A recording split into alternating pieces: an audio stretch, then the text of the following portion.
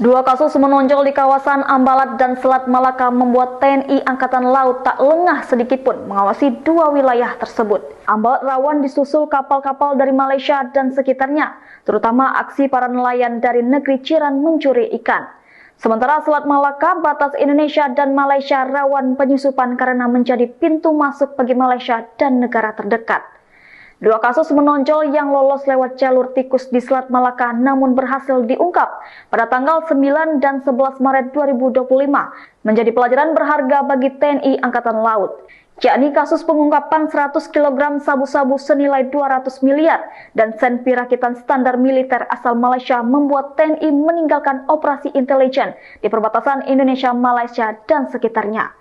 Dalam keterangannya, Brigjen TNI Jasiman Purba menegaskan bahwa TNI Angkatan Laut tidak akan memberikan ruang bagi jaringan penyelundupan narkotika yang mencoba memanfaatkan jalur laut Indonesia sebagai jalur peredaran barang haram.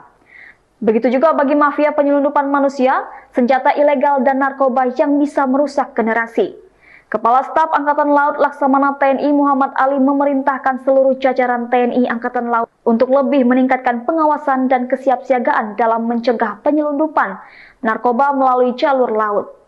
Keberhasilan TNI Angkatan Laut dalam menggagalkan penyelundupan 100 kg sabu-sabu ini menunjukkan betapa seriusnya ancaman narkotika terhadap Indonesia.